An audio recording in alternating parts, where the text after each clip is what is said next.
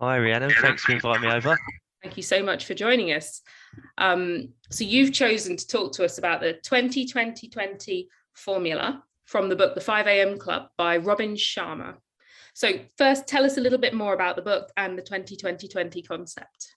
Yeah, sure. So this is a story of a billionaire, and he is with an artist and entrepreneur. So the story itself is a little bit elaborate. It's intriguing. So you stick with the book, and it leads you to a bit of a path really around how the billionaire wants to sort of share this success with these two characters. And the objective of really the book is to rise at 5 a.m. So no surprises there, but this is to focus the mind. So at the beginning of the day, there's no distractions. You've not got TV or social media, and hopefully it's an area or a time of the day where the brain isn't in worry mode, or it's not getting anxious, and it's a perfect opportunity to focus on one thing. So the idea behind the book really is to sort of talk about the tranquility of the daybreak and getting up early, so that most people are still asleep and you've got that precious time to focus. So yeah, that's the story. I'm not giving away too much because it's not a book review after all, but what a way to start your day. And the author talks a lot about health set, heart set, and soul set, which in a nutshell is like physical health, well-being, and the spirituality sort of thing. So if you apply these at the peaceful time of 5 a.m., he's basically coming to a conclusion that you've got a 2020 formula, 2020 formula. So he calls this the victory hour. So you break down the 60 minutes in 20-minute pieces. So the first 20 minutes is around physical health. So doing something where you might break into a sweat and release those really good chemicals. It almost settles the mud in the brain, so you've got clear vision and focus. The second 20-minute block consists of reflection and meditation. So you do a little bit of reflecting for the day, and maybe a gratification journal that I've got, which I find really useful. And the last part, the last 20 minutes is time to learn. So it could be, I know you and I are big fans of audiobooks, Rhiannon, but listening to your favorite book or some sort of self-help. I've got like Inside Housing magazine, and you can pick up on what's going on there. So there's certain things you can do, but that first 60 minutes between 5 and 6 a.m. is what the author would refer to as the victory hour, and that's the formula that he refers to in the 2020. He makes you wait till about halfway through the It book, doesn't does. he? It Reveal does. it. Because we all know something's coming at 5 a.m. because during the book he makes them get up at 5 a.m. or up before 5 a.m. to start everything. And he refers to this 20 rule. And it's gone halfway before he actually tells you the formula for it. But you've been applying this 20 formula for just over 3 years now. Tell me a little bit about how you started and how your adoption of that formula has evolved. Yeah, sure. Yeah. So please don't think that I've spring out of bed, at 5 o'clock soon after reading this. There is like a gradual evolution here. So this kind of come about when I was doing exercise after work, and I was spending most of my time down the gym, and my partner didn't really appreciate that. So I had to do something where I still had work-life balance, but actually I was spending time at home as well. So I started going down the gym when it opened, which was 6 o'clock, but still feeling like it was a bit of a rush afterwards, not applying the formula. So I was doing bits subconsciously, but when I got handed this book I think it was a birthday present a few years back, 3 years back or so, it really hit me. I thought, right, okay, I can do more with my mornings. This is that light bulb moment. This really resonates with me. So it started from there, really. I thought, right, okay, I'm going to try and get up, maybe 20 minutes before I'm ready to rush down the gym at 6, and then I just pushed it round to 5 a.m. And as time's gone on, and particularly through the sort of the pandemic, I've just built it into a habit. And it even spills into my weekend now. You know, you think of the weekend as and lay-ins, but actually I find it really useful to apply it to the Saturday mornings as well. So that's kind of how it come about, Rhiannon. That's commitment at the weekends as well. I think It even is. the artist and the billionaire gave themselves the weekends off. Amazing. Still have Sunday morning. I'm human. I still have Sunday mornings, but I've started to, extend that out to Saturday mornings as well. That's brilliant. Yeah, they talk about own your morning, elevate your life, don't they, in the book? Brilliant. Yeah. Through the book. Yeah. It's the one thing they probably say more than anything else. So would you say this routine is now second nature to you in the mornings? You found Definitely. your niche with it, found your groove? Yeah, it's I would be confident to say it's almost my medicine, so I get a lot of raised eyebrows when I talk about this. I don't want to bore people with it, but actually it does work for me.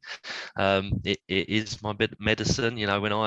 When I move, when I exercise, I do feel better, and then I've got the sort of gratification side. So it's a really healthy habit to have, rather than hitting the snooze button 16, 17 times previously. So for me, it's been a bit of a lifesaver, really. So yeah. Excellent. When we were chatting about this initially, we were discussing the fact that my husband has a 5 a.m. routine. It's not quite 20, but to maintain his sanity, he gets up at 5, he exercises, he does his breathing and his cold showers. And he I think he developed that habit through COVID, and it's helped, keep him sane during lockdowns and things like that. And, you were reflecting on a similar experience during COVID.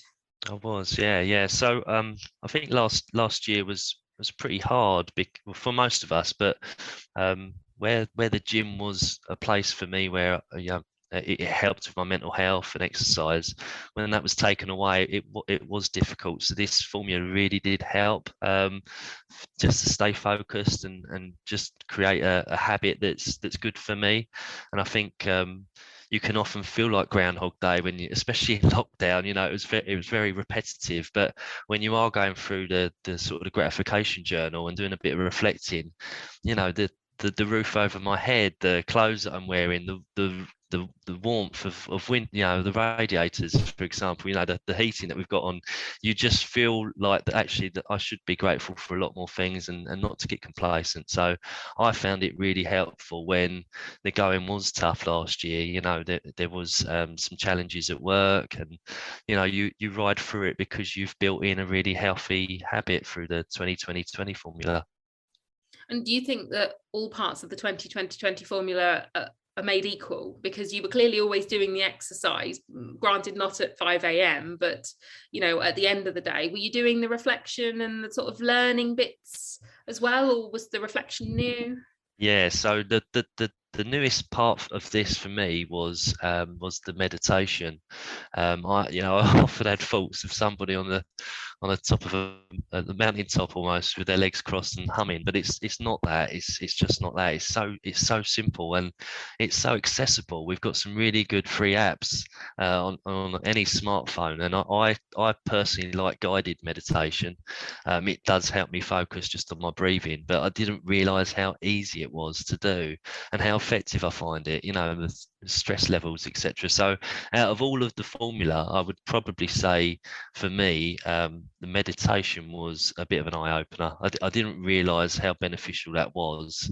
And we were talking about, another book that we've just listened to around the Tools of Titans, and most of those people, those successful people, are use meditation as a form of lowering stress levels, etc. So that's probably one a takeaway from me really in the formula. Yeah, it's fantastically enlightening, isn't it, when you hear about all of these really big business people and they all do that meditation. It's not something that they often talk about in interviews until they're actually asked about it. Totally. Yeah, totally. Got it. And what would you, have you got any tips? So people listening to this are going to think, yeah, that sounds fantastic in theory. And in the book, without wanting, again, to give too much away, the entrepreneur talks about how long it takes to develop a habit. And anybody that's read any books on habits, whether it's, Micro Habits or the one by James Clear, is it? Thank you, James Clear, about habits. will know that it takes, around 60 days sort of to form a habit. And in the book, the billionaire talks about going to sleep in his gym gear so he can it's pretty extreme, isn't it? I would certainly say that it's don't just go straight into it. So for example, I will prepare the night before, so I will have the gym gear out ready, so it's looking at me when I do wake up and not hitting the snooze button. Maybe go for 20 minutes before you're due to wake up, and once you've got that into routine, push a little bit further into 40 minutes and then reach that hour. It's not going to happen overnight, but if you can just stick to it, I think you will realize the benefits. And my partner will vouch for that. I've been boring her for years about this, and she's really adapted well to it, and she's even accepted the fact that actually our mornings are calmer. We're not rushing around to get the kids to school, and we've got time to have that little bit of conversation before the day starts. So I would definitely advise people just step by step. Really, don't expect this to happen overnight, but give it a go and stick to it. Try and build that habit in. If it's 60 days plus, then you're gonna have that in as a good habit. And other side benefits you were talking about are things like better work-life balance later, because when the children finish school, rather than you being down the gym, totally talk to them, because you've done all first thing in the morning, right? Yeah, and I'm also I'm home before the kids get up, so I'm preparing them breakfast as well. And the great thing about my job is it is very flexible. So I'm not rushing off to the office all of the time because I'm working from home. So I can prepare the kids breakfast. I can take them into school when I need to. So it's that feel good factor, isn't it, of being an active dad and playing a part in their lives as well. So I'm very fortunate, very grateful for that. Fantastic. And I mean, the principle is always meant to be flexible. I mean, they do emphasize that in the book, is while they talk about a 20-20-20 formula at 5 a.m., they were saying that, it's not something to be rigidly stuck to. They realize that the rigidity could be a barrier to people adopting, the underlying principle of you exercise, reflect, and learn. And we were saying, I've got a young baby daughter, and doing something for an hour at 5 a.m. isn't possible for me. My husband does his thing at 5 a.m. so he can, like you, help with breakfast and getting the kids to school and stuff. But through the day, one way or another, I do some probably less reflection. I'm going to adjust that now based on conversations, but the exercise and the learning, as you say, we both like listening to audiobooks and podcasts and things, and I think over time that will naturally become a sort of morning routine as our lives here settle down. Definitely. Excellent. And any sort of final thoughts for people that might be listening and thinking, I could give this a go?